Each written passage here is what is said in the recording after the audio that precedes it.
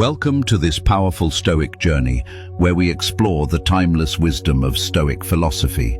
In this video, we'll delve into key Stoic teachings that have shaped some of the greatest minds in history, from Marcus Aurelius to Epictetus.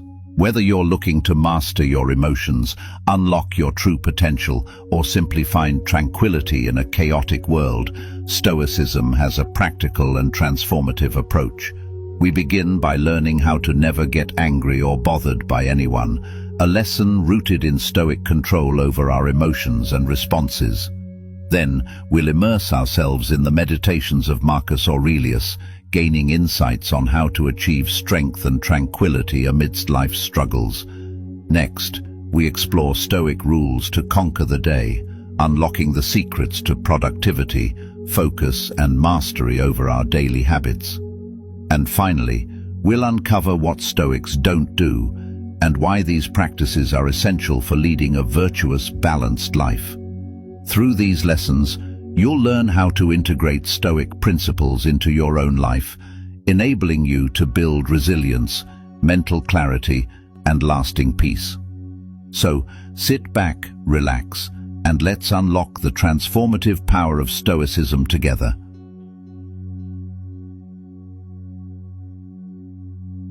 Think of someone insulting you, disrespecting your work, and being generally rude to you openly. The first feelings and reactions that come to your mind: anger, frustration, maybe even a desire to get back at that fool. But consider the possibility of never getting fazed by such actions. Sounds impossible, right? Well, the Stoics mastered this, and today I'll show you exactly how you can too. Anger is one of the most destructive emotions a person can have. Anger is a huge hindrance because it can be led to a multitude of negative effects, such as poor decision-making, relationship deteriorations, and giving power to adversaries. Constructively channeling these emotions stem from ancient Stoic beliefs, courtesy of Marcus Aurelius, Seneca, and Epictetus, who claimed that reining one's emotions is the hallmark of true endurance. This video will equip you with skills that will aid in transforming your mindset in a way that will be immune to the actions of others. Let's dive in. First, insults have been reframed. The power of perception. To put it best, Seneca once said, "We suffer more in imagination than in reality." Take a moment to think about it. Insults only hurt because we choose to allow them to. The next time someone offers something offensive, ask yourself, is this really about me? The chances are that most of people's negativity stems from their own strife and not your value. Practice viewing insults as just that, meaningless words that hold no relevance or real power over you. The next time someone offends you, take a breather and tell yourself, this is their issue, not mine. It's astounding how fast the anger dissipates when you can control your thoughts. Second, manage and overlook what you can't. One of the most impactful lessons taught by Stoic philosopher and ex-slave Epictetus is learning the power of separating what is in your control and what isn't. An example of something that is out of our control are other people's expressions, actions, or opinions. But each and every one of those is met by a form of a response that we pick. When you reach this sort of practicality, the endeavors you forget and direct focus towards become substantially more constructive, making for your peace of mind. Instead, ask yourself, the next time someone makes you frustrated, is this something I can do something about? If the answer is no, learn how to let go. 3. Negate visualizations. This will sound strange to you, but Stoics assert that one should always be prepared for worst-case scenarios. Preparing one's mind for insults, criticisms, and better yet, awaiting disrespect means that when these even arise, the impact isn't that large. Marcus Aurelius did this daily, reminding himself, Today I will encounter people who are selfish, rude, and arrogant, but I will not allow their negligence to disturb my peace, and therefore I will remain unfazed. In the mornings, give yourself a reminder that with each day come innumerable forms of negativity, and thus you should make it a point to rise above it all every single time. 30 seconds of self-talk, first thing in the morning, for what's in store for you, goes a long way. 4. Withstand provocation. Ruthless indifference is actually lethal, however. It is one of the greatest stinging actions one can take. Give yourself a break from displays of affectations. It's on real display when one doesn't even care to fend back when placated. This is why Stoic thinkers become agitated when they witness such quietness. Your ability to slow outpour of emotions incites the greatest irritation out of anyone. By masking anger and decreasing the frequency to which one reacts, the culprit to snipe falls asleep. Instead of giving life to antagonist visions, succumb to defeat. Think of it this way: rather than playing out vivid visuals laden with life where a statement is snatched from the trigger, picture life devoid of scenarios. It is then and only then one finds searing power, real power. Number 5. Cultivate your mind through training discipline on a daily regimen. The Stoic way functions both as a life philosophy. To become an unmovable rock, you need to train your mind on a daily basis. Meditate, self-critique through journaling, learn to introspect. Greater self-awareness makes it increasingly tougher for others to alter your emotions. Make it a habit to journal every night. Record instances of where you could feel anger surfacing and think of how you could have reacted differently. Eventually, there will be a noticeable shift in your emotional responses. Effortlessly staying unfazed and unbothered by anyone or anything is fully achievable through self-perception control, unyielding focus, and mental discipline. It is fundamental to keep in mind that no person has automatic control over you unless you let them. I have a challenge for you. For the next week, try to stay utterly relaxed whenever you are provoked. From there, observe not just the difference in their behavior, but how much more control you now possess. After the 7 days are over, return here so you may leave your comments and your observations. Make sure to leave a like, subscribe, and turn on notifications so you receive all fresh content the second it comes out. Let's keep going on this path of controlling our being through accepting the teachings from Stoicism. I will see you in the following video.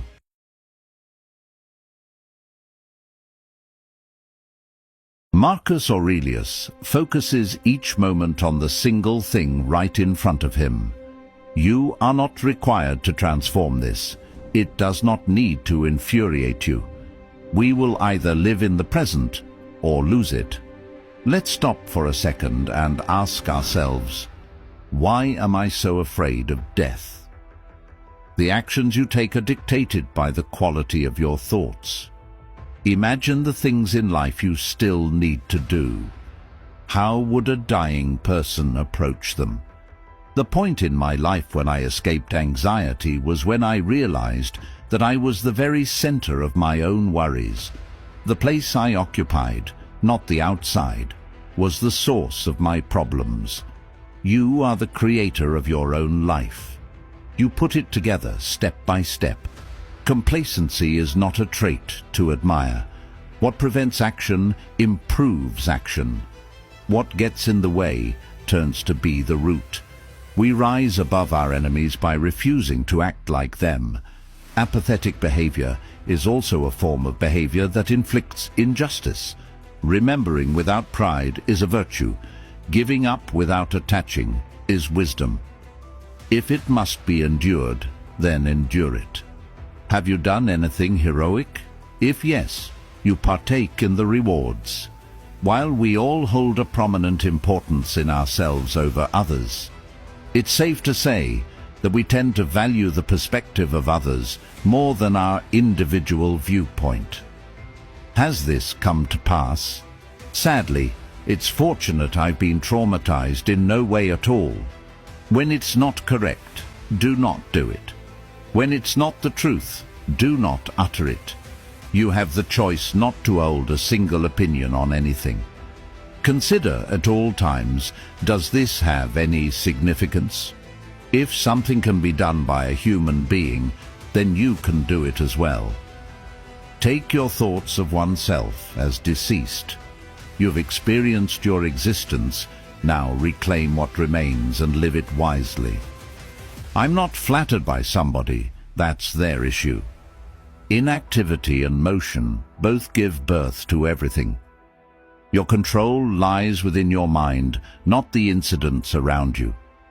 When shaken inescapably by context, withdraw immediately to yourself and do not lose the flow more than is controllable.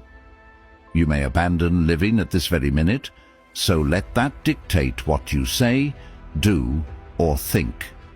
In essence, if you may control your life through anything, that is, if you leap into action without any reservations or limits, then life is yours to take. It's easy to dramatically change your life if you permit yourself to. If you are not clear about what you want to achieve within a specific period, then you put yourself at risk of wasting portions of your existence. Focus exclusively on the now. There is a calmness that arises when you stop concerning yourself with what people say, think, or even do, and instead focus on what actions you are taking. Everybody has something to offer. Why do you decide to place a cap on your contributions? Reading and writing is done by a boss and is rarely ever done by a master. To gain mastery is to struggle for freedom, happiness, tranquility, and the struggle indeed can be intense. It is a divine task. Resist allowing others to pull you in fully their direction. Everything that a blazing fire is fed turns into flame and brightness. The greatest form of love comes with no strings attached. If there is something for you to love, then love it. You can do the same thing if it is humanly possible. Choose not to allow yourself to be harmed. Set your mind upon the act of not feeling harmed, of not feeling, and you will find yourself having never been harmed. Procrastination has never done anything good for other, so do not mix up feeling hurt and your act of expanding your awareness, wondersome or active. Never drown yourself in business. Embrace the cards that fate has dealt you and reimagine them into something unique. Anything that seems hard, tackle it head on. Most of the time we cannot control certain things that rile us up, so it is best we do not allow such emotions. The purpose of existence is oneself's self. Those who appear closer to destruction are more leveled up, and the further away from it, the more stronger a person possesses.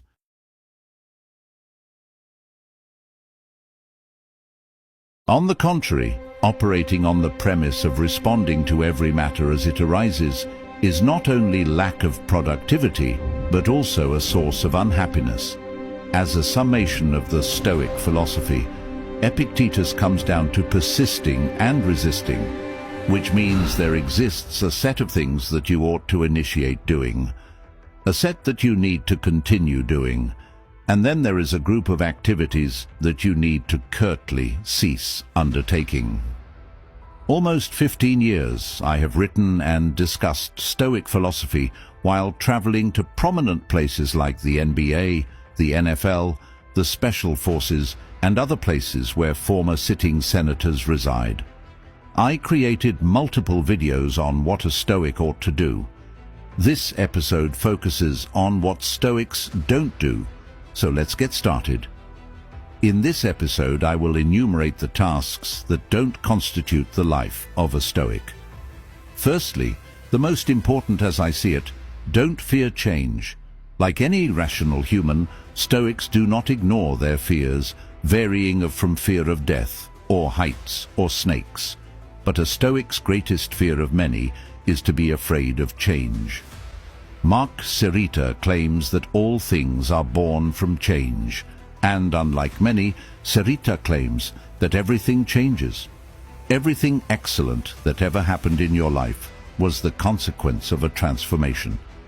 While tuxedoing a Stoic, he is always prepared. They are unfazed by change. Mark's surrealist in meditation carries a quote, "What am I going to do about tomorrow?" He replies, "I am going to deal with it the same way as I did today." You are able to tell what you have encountered and what your threshold is, therefore, there's no reasonable blame to put on you for fearing change. You don't need to grasp to try and force everything into a constant state of monotony. Part of the Stoic way of being indifferent doesn't mean apathy, but signifies equilibrium. There is no desire for change of any kind, to the extent that a Stoic prepares themselves to the extent that they don't even have to pretend that shift control is a must requirement. A Stoic will remain indifferent to choosing what the weather looks like tomorrow. Is it going to be hot or cold, rainy or beautiful? Are people going to love them or hate them? They have set duties, solutions to follow, and whatever happens, happens, because a Stoic doesn't fear change. Neutral, right? Because anything life can throw at us is within our control. 2. Don't worry too much about things which are not that important. While a lot of activity transpires every day, every minute, the case is most of it is trivial, right? Marcus really states that you're best off not focusing more than you should on trivial issues. Simply put, don't worry too much about things which are not that important, correct? The things which are beyond your control, the things which do not aid you in achieving your goals in life, the things which require your attention but diverts your focus from what you are supposed to do, you must block it out. We discussed this in some of the other videos. The concept that you need to form an opinion about this is absent. You are free to not even think about it. You can dismiss it. You can concentrate on what is pertinent, and is often the question, is this necessary? Does it matter? And if it does not, what do? You ignore it. 3. Do not be quick to value the opinion of others more than that of yourself. When someone chooses to criticize me, I conduct this exercise for Marcus. You realize that he conveys, instead, reflect on this specific individual. Dwell on what they just enrolled themselves into. Contemplate their identity. Ponder the things which affix their appetite. Assess their lifetime achievements. And now come to the conclusion that this kind of a person whose opinion would have had more weight than your own self-evaluation is in fact much worse than meaningless. They form the exact antithesis of the person you want to morph into. This is why it is great that they disapprove of all the effort you put in, because their approbation is the last thing you are seeking. Concentrate on your thoughts, focus on the identity you wish to assume, as do we love ourselves more than other people. But there is a catch. We tend to put high value on perspectives which are different than our own, and that is a stark case of insanity. You need to shift the emphasis to who you are, to your inner IP, to your rooted identity, for that is how you gauge yourself, not the idiocy of strangers, not the irrelevant sentiments from people whom, as a matter of fact, you do not hold any esteem. Don't try to get even with a person. To a Stoic, revenge is unnecessary. Marcus Aurelius stated it best. It's not meant to be like that, and this individual has gone through coup d'etat, has been lied about Mark, and was under constant attack, right? Said the best revenge is to not be like the person who wronged you. Seneca says that we get angry about things, but how ridiculous that is. He says you never return a kick to a mule or a bite to a dog. A Stoic realizes that with all that we do, who we are, there will always be an attack, a chance for someone to criticize us, get hurt by people, things, and so on. What a Stoic does not understand or chooses to ignore is the need to get how do you put it, vengeance, need to get even, get your pound of flesh taken away from you. You do something to someone, and what they did to you does not matter. You didn't get injured by it, and you can move on, and with loosened grip are going to be all right. Let it go. 5. Do not dig up under. The first thing people do when they wake up is check if there is a new text message, if there is new email, so they're turning themselves into an item on someone else's checklist. Living life through the lens of social media is unhealthy, for one's well-being is gauged on the thumbs up or down by the inputs pouring in like tweets, messages, or news updates on what's happening. You have to basically take time out from an endless stream of streams. You need to stop feeling like a puppet whose every move is controlled by the person pulling its strings, so that you can have a say in the direction your life is headed. It is also about being in a positive mental space. If you want to wake up and be productive, the morning hours need to be managed proactively. Your day should not be dictated by external factors. More importantly, the news. Reducing your dependency will undeniably improve the quality of your life. 6. Don't be so accessible. There is a fascinating story of Napoleon, who categorically refused to open his mail until after 3 weeks he had received it. Most issues, he learned, solved themselves. And if you're reachable 24/7, then you are most likely going to needlessly overexert yourself. You won't be able to abandon your self-imposed activities. Think of Marcus Aurelius doing something in Epictetus or Seneca fashion, to constantly be answering things as they come, to be on top of everything simultaneously, is not only unproductive, it is a recipe for a disaster. Having the freedom to not know what every single is going on is nice, and the fact that you can be interrupted at any time while working is also detrimental. Heed Napoleon's instruction: sleep with the phone in another room, leave the phone in there when you have something serious to accomplish, and you really do not want to be that involved. 7. Maintain neutrality. When did it become a must for you to let this affect you? These are the parting words of Marcus Aurelius, and it is that you do not need to take it personally. Perception is optional. He said it's refreshing to acknowledge how much inaction exists which is available to us. Is it more liberating to let affairs move like the wind? During Buddhism, the talk of thoughts which comes about you is one that resembles clouds.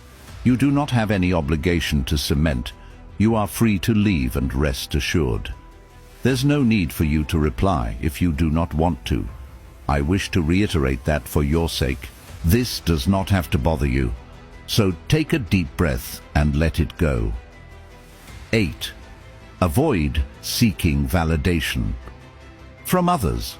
According to Epictetus, seeking validation from another is tantamount to surrendering, since you have willingly ascribed your happiness, purpose, and autonomy to someone else. Imagine trying to conceivably control everything and put yourself in a position where your success, wealth, or even happiness depends on other people. This is when everything goes wrong. Bones becomes a life choked up in the hands of other people, and the only time it becomes blissful is when the people shower appreciation. But just take a second and ponder. What happens when the tables turn? What if the so-called crowd is wrong? Or what if the current times value the wrong attributes? Thus, Epictetus emphasizes the need to shift focus inwards and come up with one's own standards. Imagine how an individual might help themselves revisit what matters the most to them, a personal scorecard. A Stoic does not depend on other people, external metrics or arbitrary things to define their happiness, success and existence. These are the kind of things that are found internally. Philosophy is not a dry and tedious discipline to Epictetus. Rather, it is an entity that should be discussed, written about, read and shared with other people. He advised that you should repeat the things you want to remember. That is how I regard philosophy, and it is strange.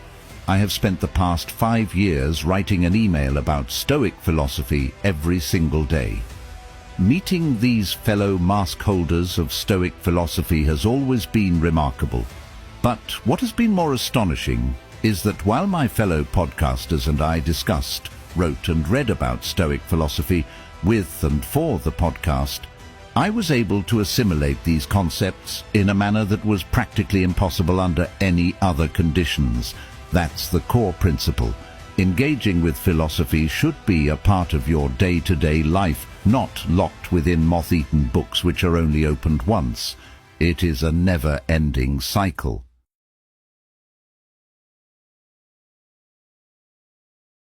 It's time for change. Allowing the overwhelming talented being inside of you to be dormant is a crime. You have emotions. Use them. No future day must come when you have to utter, "I wish I had previously tried harder." Freedom in today's world means you can choose not to get out of bed. In the next 24 hours, take stock of how life-changing every moment can actually prove to be. Remember that we are not spending time. We are spending our lifetime, and you only get one shot in life. Stop complaining, and if at all, lose 5 pounds of negativity, and you shall notice how quickly human growth is endless. You could be winning a medal for the lack of hardest work in progress, but in reality, the description is as delightfully sweet as the undertaba of an apple. The demeanor of partaking in something as challenging as this reward will most likely turn out to be very satisfying. Have full faith that by managing yourself today, you are creating an autonomous tomorrow. The possessing unduly substances that follow tomorrow is none of your business. Having the option ever in the future to live like the undiscerning crowd, would anyone relish in the idea? Life is an ever-longing flickering candle in an abyss, and wasting it is the only guarantee to freedom. Out of the ordinary, use it all while you still have the potential. Everything that presents itself to you, cherish it like a loving being with open limbs, and you will enjoy an extraordinary life that abounds anything that the mundane crowd expects. It is indeed a blessing to be alive. Stand up now to deprive and seduce life, and experience freedom from every obtained gift that makes life worthwhile. A person who has a plan and direction will succeed far more than someone who does not. Ask yourself these simple questions. How do you want to feel at the end of the day before beginning it? Your talents are based on your concentration. Make sure there are no distractions, as they will limit you. Don't sell yourself short. External things will not overpower you from today. You will choose courage and virtue over cowardice and vices. They can do anything to you, but they can never take your power to choose how to respond. If there are no challenges, there wouldn't be any motivations to improve. We would never be able to find out how strong we really are. If you have any problems, it means there is a hero in you. The people you come across may present difficulties, but they shouldn't disturb your calmness and kindness. Individually, we are talented, but as a team, we are united. Take a moment and look at all these. We have no time to waste. Bring out the finest efforts you can.